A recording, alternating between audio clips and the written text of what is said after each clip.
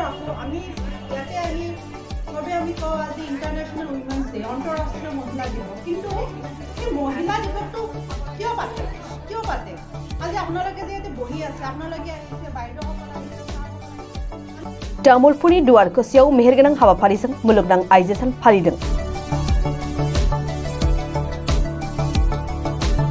दिनै मुलुगनां आइजो सान दिनै 8 मार्च सानखौ मुलुगनाङैनो आइजो सान हिसाबै फालियो। देग्लायनि आइजो साननि गुबै थीमा इनभेस्टिं वुमेन एक्सेलेरेट प्रग्रेस आइजोफोरखौ मुलुगाव हौवासाफोरजों समान समान जौगाथायनि खारथाय होनो समानै थिसनथाय होनायनि थांखिजों लानानै आइजो सानखौ फालिदों।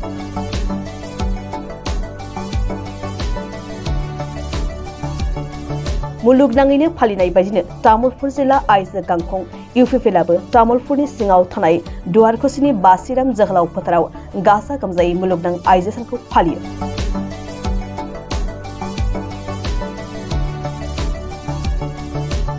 खनजु बसुमतारीनि आफाद सामलायनाय बे मेलखौनो बेखेवनानै होयो तुलसीबारी जौसिन गेजेरारि फरायसालिनि गोरायुं लेनुप बरदलैया आरो बे मेलाव गाहाय आलासि महरै नुजाथिफैयो रङिया फरायसालिमानि बिबुंगोरा डक्टर बानुप्रभा ब्रह्मआ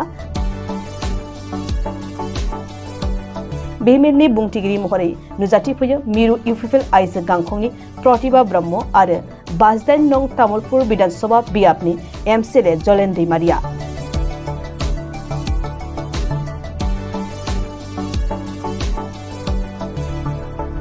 गुबुन फारसेथिं तामुलपुर जौगाखां खोन्दोनि सिङाव थानाय आसाम रायजो गामियारि थांना थानायनि राहा लामा मावथांखिजों दुवारकोसिनि नावखालियाव इन्दिरा प्रडिउसारनि बानजायनायाव मुलुगनां आइजो सान फालिनाय जायो।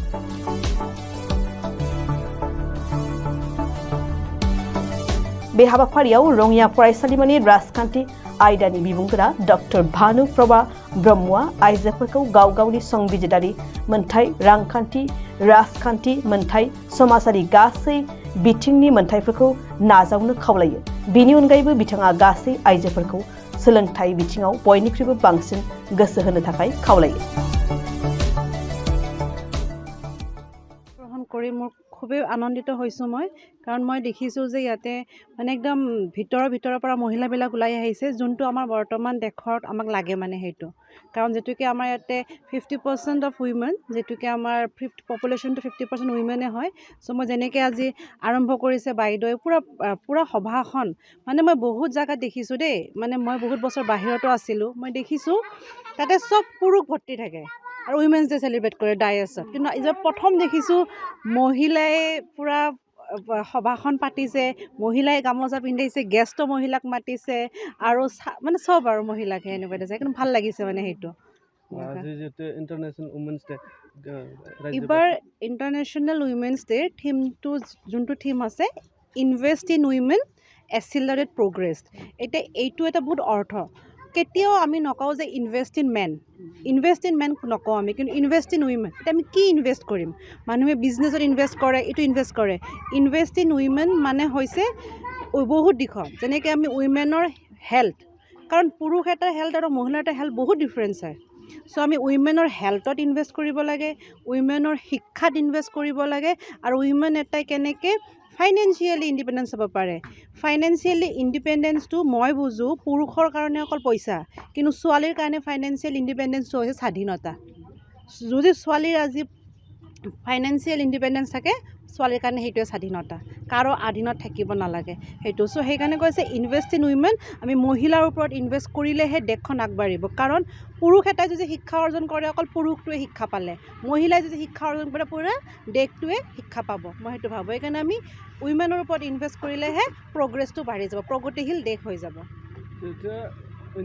এতিয়া প্ৰথমতে সেইটো আমি প্ৰথম কথাটো হৈছে কি বহুত মহিলাই গমেই নাপায় যে সেইটো আছে প্ৰথমতে আমিতো সুযোগ এটা মহিলাক দিব লাগিব যে এনেকুৱা এটা বস্তু হৈছে এনেকুৱা আৰু বহুত তাতে কি হয় এই 33% ৰিজাৰ্ভেশ্যন হৈছে মানে মই দেখিছোঁ বহুত জেগাতকৈ পঞ্চায়তত আছিলে আগতে লোকেল গভৰ্নেন্সত আছিলে তাতে কি হয় মহিলাবিলাকে ৰাবাৰ ষ্টেম্প চব কাম হাজবেণ্ডে কৰে, মহিলাই জাষ্ট গৈ চহীটো কৰি আহে, চহীও কৰিব নাজানে, আঙুঠা ছাপ লগাই আহে। চ' এইটো প্ৰথমতে আমি এইটো জনাব লাগিব গাঁৱে গাঁৱে গৈ যে আমি এনেকুৱা সুযোগ আছে, এনেকুৱা সুযোগ লৈ আগবাঢ়া, আৰু এইটো অতি দৰকাৰী মানে এইটো সুযোগটো হ'বৰ কাৰণে। কাৰণ লোকেল লেভেলত চবতে আপুনি যিমান ডাঙৰ ডাঙৰ হেৰিত যাব, যিটো কি মই অথনি তাতেও কৈছিলোঁ, মই তেতিয়াও কৈছিলোঁ যে অসম আন্দোলন প্ৰথম আন্দোলন আছিলে, তাতে মহিলাবিলাকে ইমান প্ৰচেশ্যনত লাইন লাগিছে, কি লাগিছে, চবতে ৰন্ধা বঢ়া চব ফালৰ পৰা। কিন্তু যেতিয়া আছাম একৰ্ডখন চহী কৰিছে, কোনো মহিলাক এটাৰো চহী নাই। মই নিজে ডক্টৰেট ডিগ্ৰী মোৰ মহিলাৰ আন্দোলনৰ ওপৰতে মই কৰিছোঁ, চ' মই বহুত ভালকৈ পঢ়িছোঁ। আৰু এনেকুৱা নহয় অকল অসমৰ মানুহ, আপুনি বড়োলেণ্ড মুভমেণ্টতো চাওক, তেনেকুৱাই হৈছে, হয়নে? ক'ব গ'লে যে মই নিজে বড়োহঁতৰভাৱে কৈছোঁ, সেইটো আমি আগবাঢ়ি আনিব লাগিব যে মহিলাসকল সেই পিছপিনে, ইয়াতে পুৰুষবিলাকে মিটিং কৰি আছে, মহিলাসকল পিছপিনে ভাত বনাই আছে, চাহ দি আছে, সেইটো নহয়।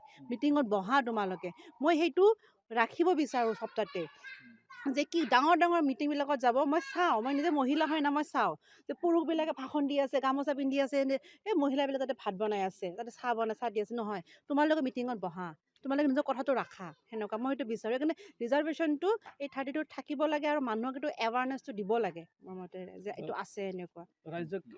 মই ৰাইজক এইটো মেছেজ দিব ওলাইছোঁ যে মহিলা, মই বিশেষকৈ মহিলাকে কৈছোঁ যে মহিলাসকল আপোনালোকে ঘৰৰ পৰা ওলাই আহক।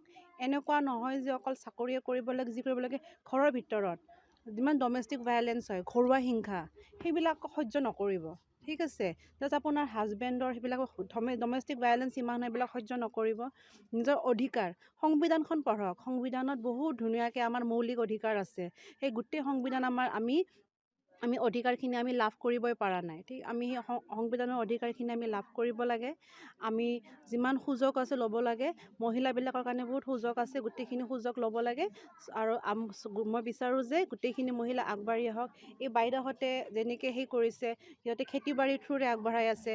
তো যি আৰু এনেকুৱা নহয় যে সৰু সৰু বিজনেছ, ছাগলী এটা ৰাখক ঘৰত, ছাগলীটোৰে বিজনেছ কৰক, মুৰ্গী এটা ৰাখক, যি পঢ়া আজিকালি নাইট স্কুল আছে, নাইট স্কুলত যাওক। কিন্তু মোৰ মতেৰে শিক্ষাটো বহুত ইম্পৰ্টেণ্ট হয়, এডুকেশ্যন বিৰাট ইম্পৰ্টেণ্ট হয়। আৰু মহিলা এজনী শিক্ষা লাভ কৰাটো বহুত দৰকাৰী। কাৰণ মই এইটো কওঁ, পুৰুষ এটাই ৰিক্সা চলাই খাব পাৰিব, মহিলাজনীয়ে নোৱাৰে, কিছুমান কাম আমি নোৱাৰোঁ।